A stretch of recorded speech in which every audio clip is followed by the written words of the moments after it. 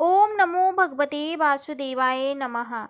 भक्तजनों, आज हम कार्तिक मास व्रत कथा के दूसरे अध्याय में सुनेंगे कि आगे श्री कृष्ण जी ने क्या कहा था और क्या है दूसरे अध्याय की कथा। कार्तिक मास में अगर आप ये महात्म्य सुनते हैं तो आपकी सभी मनोकामनाएं पूर्ण होती हैं, साथ ही साथ आपके दुख तकलीफ भी दूर होती हैं। तो यहाँ पर आप चलिए इस कथा का श्रवण कीजिए। तो श्रवण करने से पहले बोलिए श्री हरि की जय, माता लक्ष्मी की जय। कार्तिक मास व्रत कथा के दूसरे अध्याय में भगवान श्री ऋषि सूत जी नारद जी को आगे बताते हैं कि भगवान कृष्ण ने बताया कि जब गुणवती के पति और आप पति के राक्षस द्वारा मारा गया तो वो बहुत दुखी हुआ। और यहाँ से कार्तिक व्रत की कथा का दूसरा अध्याय शुरू होता है। श्री कृष्ण जी ने कहा, हे देवी, गुणवती अपने पिता और स्वामी को राक्षस द्वारा मारे जाने का संवाद सुनकर पिता और पति के क्लेश से दुखी होकर करुण विलाप करने लगी। हाय नाथ, हाय पिता, हमको त्याग कर तुम कहाँ चले गए? मैं अकेली कन्या हूँ, आप लोगों के बिना असहनीय, मैं अब क्या करूं? अब मेरे भोजन और वस्त्र आदि की व्यवस्था कौन करेगा? घर में स्नेह पूर्वक पालन पोषण कौन करेगा? मैं कुछ कर भी नहीं सकती, मुझ विधवा की रक्षा कौन करेगा? मैं मूर्खा कहाँ जाऊं? कौन मेरे दुख को दूर करेगा? कहाँ रहूं? क्या करूं? हाय देव, मुझ पर ऐसा कोप हुआ, अब कैसे जीऊं? मैं बड़ी ही पापिन हूँ। श्री कृष्ण जी ने कहा कि इस तरह रोती हुई वह मृगी की तरह व्याकुल होकर अपने को भाग्यहीना, असुखी, आशाहीन, जीवनहीन कहती हुई बोली कि अब मैं किसकी शरण में जाऊं जो मेरे दुख को हरे। तत्पश्चात वायु से आहत केले के वृक्ष की तरह वह पृथ्वी पर गिर पड़ी। अधिक देर बाद होश में आई, फिर भी अत्यंत करुण विलाप कर बहुत विकल होकर शोक महासागर में डूब गई। अपने घर की सारी वस्तुएं बेचकर सावधानी के साथ उसने अपने पिता और पति की यथाशक्ति श्रद्धाधिक क्रिया की। उसके पश्चात उसी पुरी में निवास करती हुई वह विष्णु भगवान की भक्ति में तत्पर होकर शुद्ध व शांत स्वभाव से अपनी इंद्रियों को अपने वश में करके वहीं रहने लगी। उसने जन्म से लेकर मरण तक एकादशी का व्रत किया तथा कार्तिक मास की विधिवत सेवन किया। हे प्रिय, ये दोनों एकादशी और कार्तिक व्रत हमें बड़े ही प्रिय हैं। मुक्ति, भुक्ति, पुत्र तथा संपत्ति को देने वाले परम पवित्र है। जो मनुष्य तुला की संक्रांति रहते हुए कार्तिक मास में प्रातःकाल में स्नान करते हैं, वे चाहे पापी हो तो भी वे पापों से मुक्त हो जाते हैं। जो मनुष्य कार्तिक स्नान, जागरण, दीपदान तथा तुलसी के वृक्ष की रक्षा करते हैं, वे साक्षात विष्णु भगवान के तुल्य हैं। जो भक्त कार्तिक मास में विष्णु भगवान के मंदिर की स्वच्छता तथा विष्णु भगवान का स्वस्ति वचन करते हैं, वे प्राणी तो जीव मुक्त हैं। इस प्रकार जो जन कार्तिक मास में 3 दिन तक श्री विष्णु जी की मंदिर की स्वच्छता अथवा पूजन करते हैं, देवतागण भी उनकी वंदना करते हैं। जिन्होंने जन्म भर इस नियम का पालन किया है, उनका तो कहना ही क्या है। इसी प्रकार वह गुणवती दत्तचित्त होकर प्रतिवर्ष कार्तिक वर्ष का व्रत और भगवान विष्णु की पूजा भक्ति पूर्वक करती रही। हे प्रिय, एक बार वह रोग के कारण दुबली हो गई थी तथा ज्वर से पीड़ित होने पर धीरे धीरे किसी प्रकार गंगा स्नान करने को गई। वह जल में स्नान करने के निमित्त उतरी और जाड़े से कांपने लगी और विकल हो गई। तब उसने आकाश की ओर से अपनी ओर आते हुए एक विमान को देखा जो शंख, चक्र, गदा और पद्म आदि विविध शस्त्रों से सुशोभित विष्णु भगवान का रूप धारण करने वाला था। रथ पर उनके वाहन गरुड़ की ध्वजा अंकित थी। तब मेरे विष्णु के गण विमान पर चढ़ाकर उस पर चबर डुलाते हुए अप्सरा गणों के सुशोभित और गुणवती को बैकुंठ धाम ले आए। वह गुणवती प्रज्वलित अग्नि की शिखा की तरह उस विमान में बैठी हुई एकमात्र कार्तिक व्रत के प्रभाव से मेरे समीप आई। इसके अंतर्गत जब ब्रह्मादिक देवताओं के प्रार्थना करने पर मैं इस मानव लोक में आया, तब मेरे गण भी मेरे साथ आए। हे भामिनी, ये समस्त यादव मेरे ही गण हैं। देव शर्मा नामक विप्र जो पूर्व जन्म में तुम्हारा पिता था, वही इस जन्म में सत्राजित होकर यहाँ है। जो पूर्व जन्म में तुम्हारे पति चंद्र शर्मा थे, वही अक्रूर हुए। और हे भामिनी, तू भी वह गुणवती है। कार्तिक व्रत के पुण्य से ही तू मुझे अति प्यारी है। हे सुभी, पूर्व जन्म में मेरे मंदिर के द्वार पर तुमने तुलसी का बगीचा लगाया था। उसी पुण्य के प्रभाव से तुम्हारे घर में यह कल्प वृक्ष सुशोभित हो रहा है। पूर्व जन्म में जो तुमने कार्तिक मास में दीपदान किया था, इसी कारण तुम्हारे शरीर में शोभा और तुम्हारे घर में साक्षात अचल लक्ष्मी निवास करती है। उस जन्म में तुमने जो व्रताधिक पति स्वरूप भगवान के लिए अर्पण किया था, उसी के फल से तुम इस जन्म में मेरी प्रिय भार्या हो।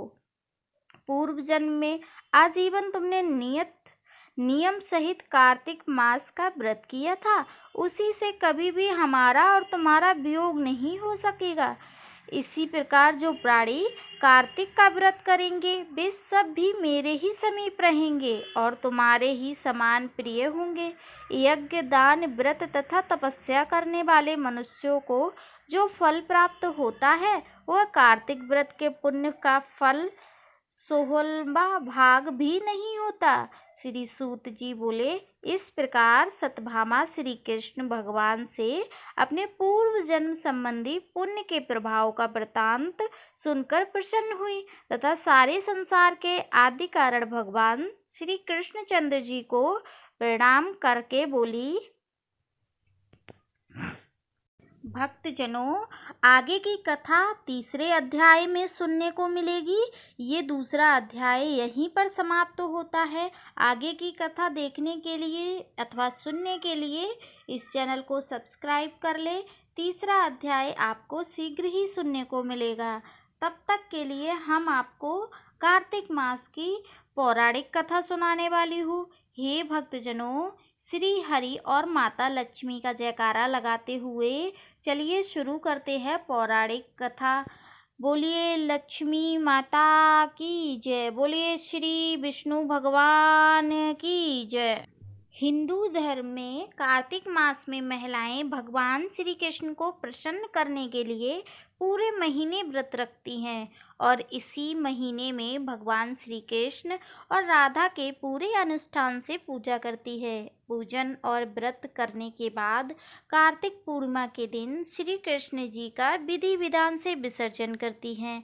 इस दिन महिलाएं किसी नदी में जाकर स्नान करती हैं और फिर घर आकर राधा कृष्ण जी की पूजा करती हैं। पूजा के बाद उन्हें भोग लगाया जाता है और भोग लगाने के बाद सभी में वितरित किया जाता है। उसके बाद सबसे अंत में पूरे मन और श्रद्धा के साथ ठाकुर जी की प्रतिमा को नदी में ले जाकर पूरे अनुष्ठान से विसर्जित किया जाता है। ऐसी मान्यता है कि कार्तिक मास में वस्त्र, अन्न और धन दान करने से सुख समृद्धि की प्राप्ति होती है। साथ ही इस दिन माता लक्ष्मी और चंद्रमा जी की भी पूजा करने से धन में बढ़ोतरी होती है।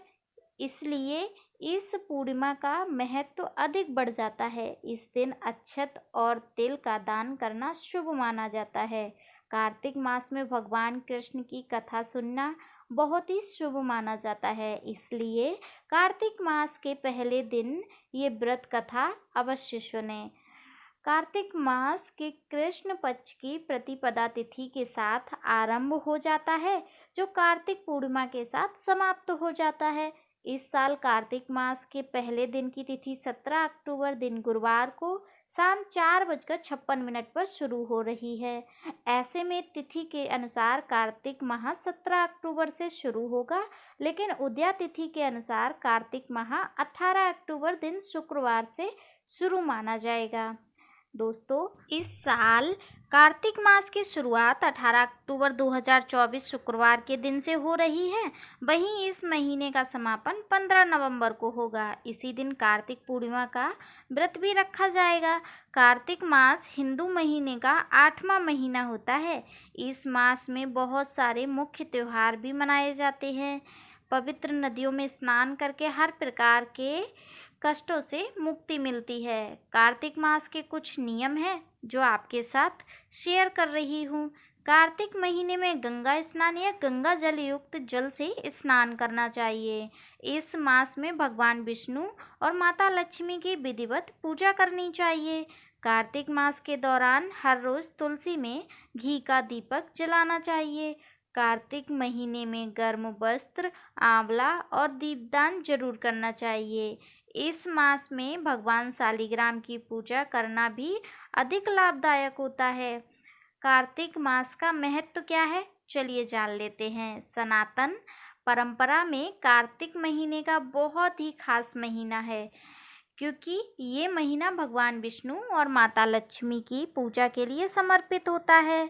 इसी मास में भगवान हरि योग निद्रा से जागते हैं। कार्तिक का महीने तुलसी पूजन के लिए भी उत्तम माना जाता है। इसी महीने में तुलसी जी की पूजा हर रोज करके घर में सुख समृद्धि आती है और परिवार में तरक्की होती है। कार्तिक मास को देवपक्ष के नाम से भी जाना जाता है। इस महीने जप तप दान पुण्य करने से मोक्ष के द्वार खुलते हैं। इस मास का भगवान विष्णु के अच्छे फल देने वाला बताया गया है। दोस्तों, कार्तिक मास की जानकारी आप लोगों को हो गई है। इस महीने माता तुलसी के वृक्ष के नीचे, माता तुलसी के पौधे के नीचे एक घी का दीपक अवश्य प्रज्वलित करें। प्रतिदिन संध्या काल में और सुबह ब्रह्म मुहूर्त में 2 दीपक अवश्य लगाएं। श्री हरि के मंदिर जाएं और वहां पर पूजा अर्चना करें। हो सके तो मंदिर की साफ सफाई करें, भगवान विष्णु की सेवा करें, आए हुए भक्तों की सेवा करें, जिससे कि माता लक्ष्मी और श्री हरि प्रसन्न होकर हमारी सभी मनोकामना पूर्ण करें। कार्तिक मास पूरे वर्ष भर में सबसे अधिक उत्तम और श्रेष्ठ मास माना जाता है। इस मास में कार्तिक के महीने में अगर आप किसी नदी, तालाब या गंगा सरयू के किनारे दीप दान करते हैं तो इसका विशेष महत्व माना जाता है। इससे आपके आने वाली पीढ़ियों को भी तरने से मुक्ति मिलती है और मुक्ति के साथ साथ मोक्ष भी प्राप्त होती है। तो इसी प्रकार से आप अपने घर और परिवार के अच्छे स्वास्थ्य की कामना करते हुए प्रतिदिन एक घी का दीपक अवश्य लगाएं। हो सके तो आंवले के वृक्ष के नीचे दीपक लगाएं, हो सके तो बेलपत्र के वृक्ष के नीचे दीपक लगाएं, जहां पर माता लक्ष्मी का विराजमान होना बहुत ही होता है और माता लक्ष्मी जिस वृक्ष के नीचे उनका निवास होता है उस वृक्ष के नीचे एक घी का दीपक अवश्य लगाएं, जिससे कि आपके रुके हुए धन की भी आने की संभावना हो और आपके घर धन आने से बढ़ोतरी हो। जानकारी कैसी लगी कमेंट सेक्शन में ज़रूर बताएं। माता लक्ष्मी को प्रिय हैं तो आप ज़रूर से कमेंट सेक्शन में जय माँ लक्ष्मी लिखें। श्री हरि के लिए भी ओम नमो भगवते वासुदेवाय नमः अवश्य लिखें। मिलते हैं किसी विशेष वीडियो की जानकारी के साथ, तब तक के लिए राधे राधे।